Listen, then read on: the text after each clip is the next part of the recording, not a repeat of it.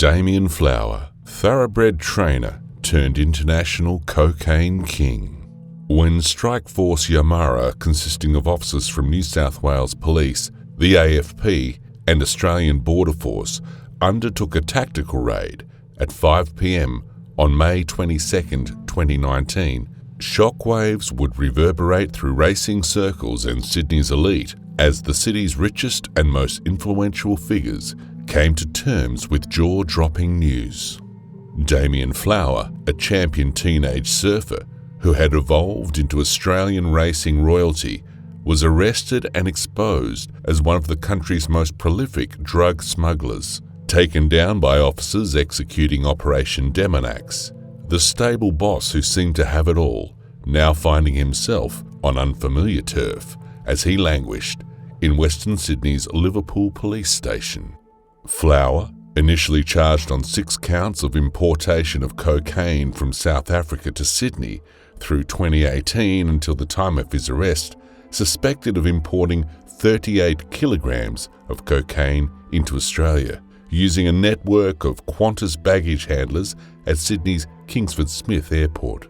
Investigators believing this was only the tip of the iceberg. Flower's name had been coming up on police radar from as early as 2005. Further charges were laid against Flower during his pre-trial detention. Ultimately, he faced court on conspiracy of importing 225 kilograms of cocaine in total, split over 12 separate consignments, with a wholesale street value exceeding 70 million Australian dollars. As Flower adapted to his own less salubrious confines, the task force squad had also snared his co-conspirators, Tuatoa John Mafiti, a Samoan-born baggage handler with whom Flower worked alongside on the Kingsford Smith tarmac almost 2 decades prior, between 2000 and 2004, arrested in possession of a duffel bag containing 20 kilograms of pure cocaine, methamphetamines, and an unregistered mobile phone. A week prior to Flower and Mafiti's own dramatic arrests, Iraqi-born Sydney panel beater and courier for the gang, Ashur Ukana, was also arrested as part of the Demonax sting, with the Abbotsbury resident nicked by undercover AFP officers in possession of another duffel bag laden with cocaine. That consignment personally delivered by Mafiti from airside to Ukana at a nearby hotel. For Damien Flower, the Sydney socialite's secret double life had unravelled. The part owner of champion racehorse Snitzel, one of Australia's most acclaimed and expensive stallions, with stud service fees ranking amongst the top 10 worldwide, revealed as a drug kingpin. The purported hotshot businessman had duped some of Australia's most celebrated entrepreneurs and broadcast stars into believing he was self-made and legitimate. At racetracks across the country, Flower's deep pockets for years was coolly explained away as a product of hard yakka and his luck with the horses. It was all a lie.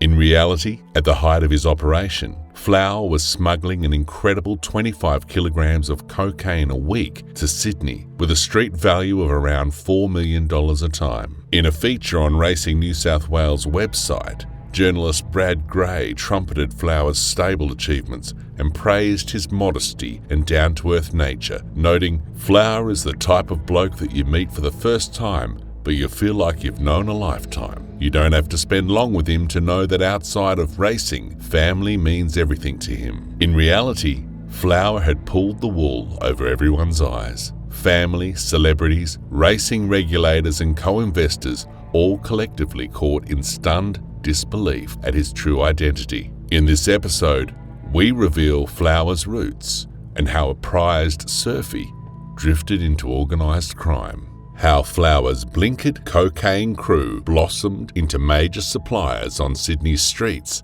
and reveal how the stable boss's life crumbled overnight, destroying his family and leaving his reputation and racing legacy shattered. Thanks for watching Pacific Crime TV. Please remember to subscribe, like, and enable notifications so you never miss a new release, providing you insight on the shocking murders, underworld hits, and organised crime groups shaking our cities. Chapter 1. Surf's Up.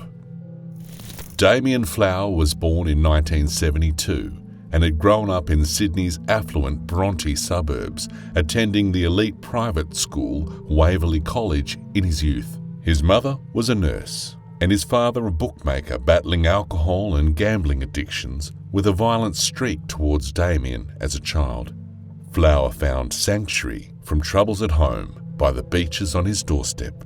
Taking to surfing at a young age, Flower was a natural and even crowned state champion as a young teenager.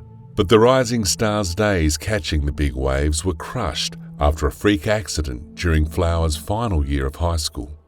Then aged 17, Flower stepped out onto a road between double-parked cars and was hit head-on, breaking both his legs, ribs, and other trauma injuries. Flower spent almost a year recovering from the accident in and out of hospital and was unable to complete his studies. During his youth, Flower's surfing prowess led him to become associated with the infamous Bra Boys from nearby Maroubra, a gang rooted in surf culture that had gained local notoriety through violence and alleged links to organised crime. By the age of 28, Flower had secured employment at Sydney Airport. This brought him into the orbit of the former Mr. Big of Sydney cocaine dealing, Michael Hurley. The organised crime boss who died in 2007 awaiting trial had headed a syndicate paying corrupt baggage handlers to make sure $39 million of cocaine got through undetected from Argentina. Hurley had been captured after going on the run in 2005, along with former rugby league star Les Mara, days before a series of dawn raids snared a dirty dozen members of that drug syndicate. Meanwhile, rumours of Flower's alleged links to the Bra Boys gained further credence when in 2009, a syndicate orchestrated by Bra Boy Wayne Cleveland and other members of the gang were caught smuggling $2 million worth of cocaine from Los Angeles in cooperation with US Playboy model Brandy Brandt, the ex-wife of Motley Crue bassist Nikki Sixx. It was alleged that syndicate members obtained security passes to restricted areas within Sydney Airport, bypassing Australian customs that enabled them to smuggle the narcotics from Los Angeles, concealed in on-board catering bins addressed to the Gate Gourmet Catering Company, where Cleveland's stepfather worked. Collectively, the smuggling crews Hurley and Cleveland had led were sentenced to decades behind bars. With a gap in the market, Flower eyed future opportunity. With a now retired AFP detective noting, there was a lot of talk about Flower doing jobs for the Bra Boys back then. He made connections he cultivated and kept for years to the point where he was running the show. Whether Flower was mixed up in those past enterprises is anyone's guess, but by then he was also gambling big stakes. One of Melbourne's leading bookmakers later sued him over a $125,000 bad debt. Whether it was track takings or by nefarious means, Flower's opaque links to the Bra Boys could go some way to explaining how the baggage handler found the upfront cash to buy stakes in stallions and yearlings from the paddocks of Sydney's top stables. His first investment in 2003, Clang-a-Lang, won the $1.9 million Australian Derby of the same year, with Flower later selling his share in the stallion for $250,000. He used the proceeds of that sale to buy into Schnitzel, which went on to net over $1 million in prize money and another $40 million in breeding fees. Inspired by Hurley and Cleveland's methods to avoid detection, Flower would set up his own future import scheme. From June 2016 to May 2019, along with his trusted friend Mafiti as an inside man, Flower arranged for 12 imports of cocaine concealed within checked-in baggage to be transported aboard Qantas flights from South Africa to Sydney International Airport. Chapter 2. The Import Scheme. By the time Flower's cocaine in the cargo scheme had taken flight in 2016, the racing identity owned properties and stables worth in excess of $8 million, spread across Sydney and the Gold Coast. He enjoyed shareholdings in more than 50 horses co-owned alongside Australian media, business and sporting titans, and was a celebrated trainer and investor courting media and TV attention across Australia. A stunning turnaround, given Flower was bankrupted in 2012 by his own father over a bad debt amounting $330,000. But Flower's first foray into drug importations could easily have been his last. On June 29, 2016, Australian Border Force officers seized a Nike sports bag containing 24 kilograms of cocaine. It had been uncollected from the baggage belt. Over the 3 days prior, Flower had been in constant contact with Mafiti via a covert phone to arrange their collection. Mafiti, who was not rostered to work that day, entered the airport at 10:10 a.m. intending to take custody of the bag, but unaware it had already been seized by officers. Damien Flower remained undeterred. The trafficker arranged a second importation on the 17th of February 2017. That night, a rostered Mafiti worked overtime until 8 p.m. after flight QF64 arrived late in Sydney, having been diverted to Canberra due to bad weather. Flower contacting him several times via a covert phone. At 7:17 p.m, the flight finally arrived at Sydney International and Mafiti collected the duffel bag containing cocaine and dropped it to Flower. With the scheme up and running, a further 10 importations were made in total, albeit with John Mafiti reportedly making a series of missteps along the way. Prosecutors would later allege that Mafiti regularly overstayed completion of his shifts, sometimes by hours, to collect consignments arranged from Flower. Hardly the typical behaviour of air handling crew, working in hot, humid conditions. And though not raising any eyebrows at the time, Mafiti even sent text messages to Qantas resource allocators inquiring about the location of one particular arriving flight, which he was not working on. The flight containing another duffel bag stuffed full of cocaine for Flower's syndicate to distribute to dealers across the city. Despite the erratic actions of Mafiti, the cargo continued to flow through to 2019. Flower using numerous burner phones to communicate with his man on the inside.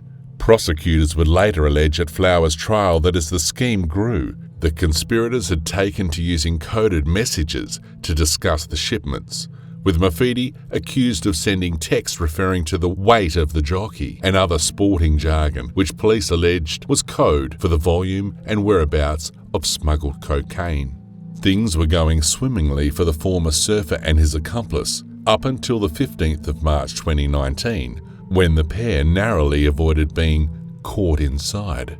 Earlier that day, Flower had met with the gang's couriers, Ashur Yukana, and was in frequent contact with Mafiti. Mafiti was working that day and the pair exchanged messages to their personal phones. Subsequently, between 9:58 a.m. and 11:08 a.m. and 3:16 to 3:23 p.m, Mr. Mafiti, using his personal phone, and Mr. Flower, using a second device, sent several text messages to each other.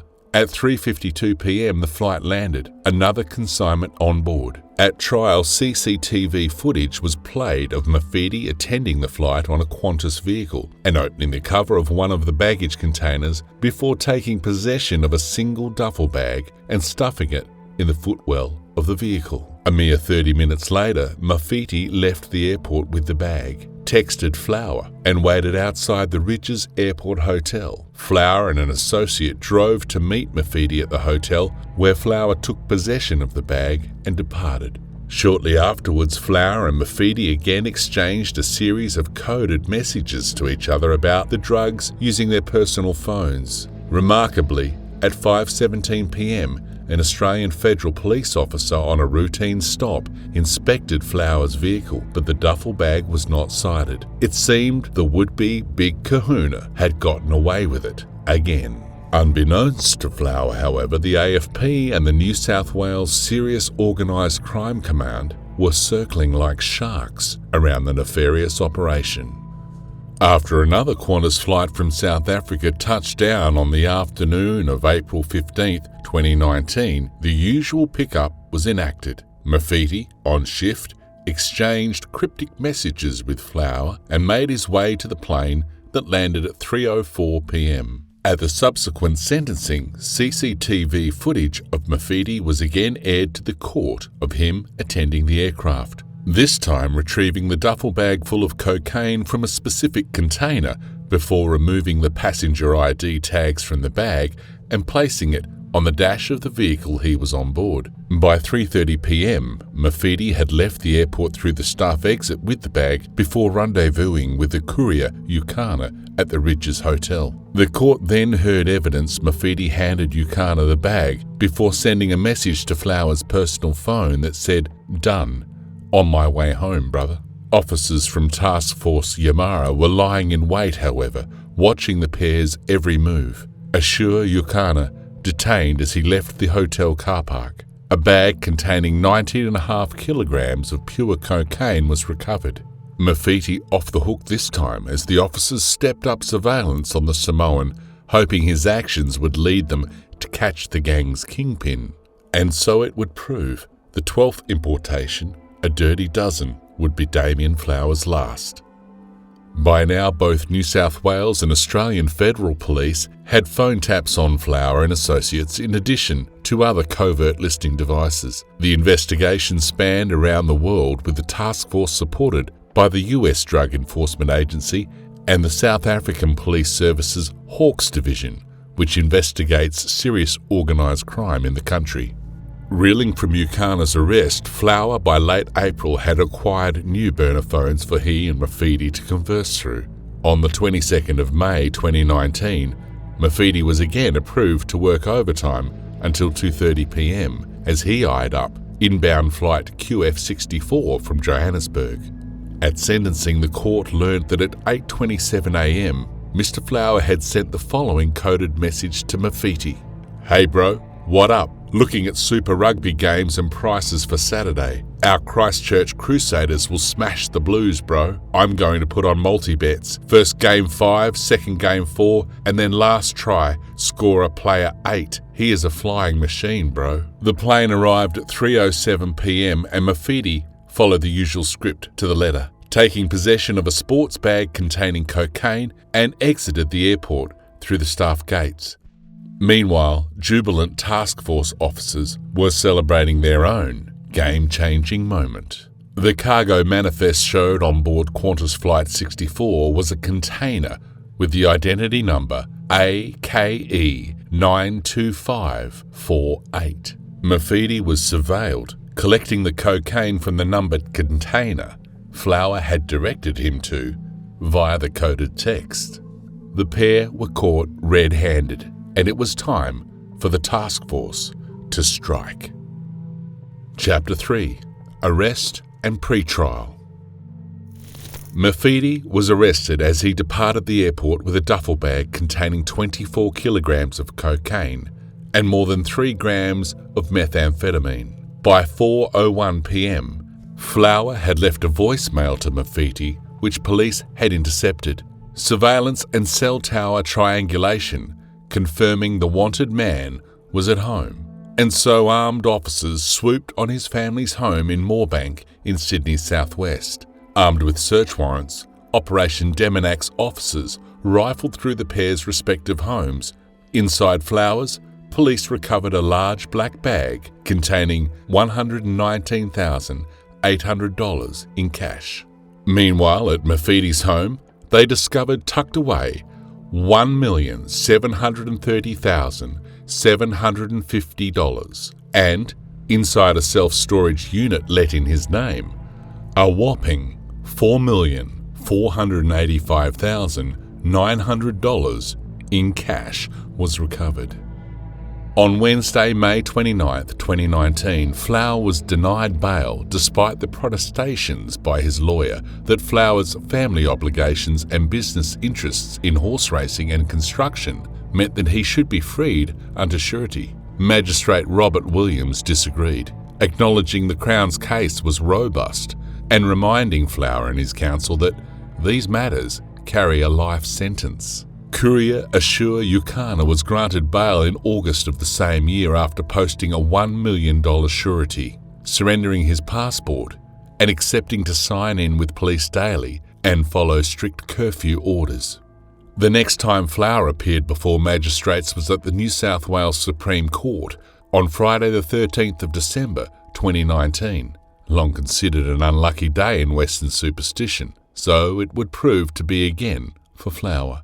No going home for Christmas, as he was refused bail once more. Justice Robert Holm robustly rejecting the application as he witheringly noted, as is found in many drug cases, the participants clearly did not realise how crude and obvious any attempts to conceal the true nature of their communications were, and the offences are very serious, with the potential of incarceration for a very long time. Mafidi's own bail applications were also rejected outright.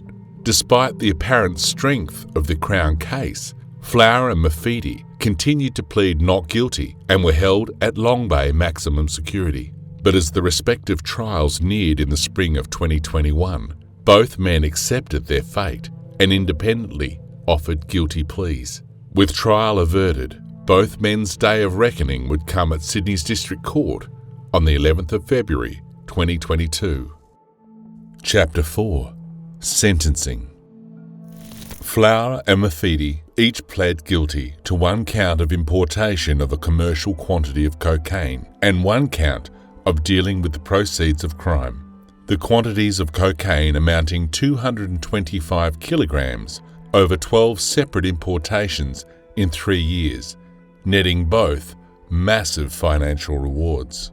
Damien Flower was sentenced by Judge Sarah Huggett for his significant managerial and organisational role in the scheme to concurrent sentences of 28 years and 4 years imprisonment, with a single non-parole period of 17 years. Mr. Mafidi received sentences of 23 years and 5 years and 6 months imprisonment per charge, with a single non-parole period of 14 years. Ashur Yukana separately received a 4-year sentence for his role as a courier in the enterprise. The judge observed both were well-regarded family men who had expressed genuine remorse for the trail of destruction their actions had caused to family and their communities. Flower and Mafidi were also sentenced to significant proceeds of crime repossession orders. The New South Wales Crime Commission forced Flower's hands to repay $8,366,972.24 under a confiscation order, which he paid out in 2023, according to the Crime Commission. Flower was separately barred by Racing New South Wales from any racing involvement after a misconduct inquiry. And yet, even while locked up, Flower enjoys a healthy return on his investments, the jailed jockey boss banking over $1 million annually, according to local tabloids, from his retained shares in stud and breeding syndicates. But as the pomp and ceremony of the Australian Racing Carnival continues across the country, it will certainly do so with one person not attending. Proof that crime doesn't pay for Damien Flower, locked up in Long Bay as he pays the ultimate price for his trafficking operation. Thanks for watching Pacific Crime TV. Please let us know in the comments what you think of the case and the video. And remember to like, share and subscribe so you never miss a new release on Pacific Crime TV.